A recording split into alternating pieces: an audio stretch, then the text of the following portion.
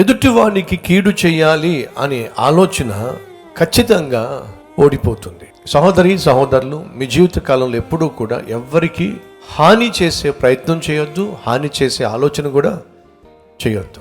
అహీతోపేలు తనను బాగా నమ్మినటువంటి దావీదుకు హాని చేయాలని తలంచాడు, ఆలోచన కూడా చేశాడు.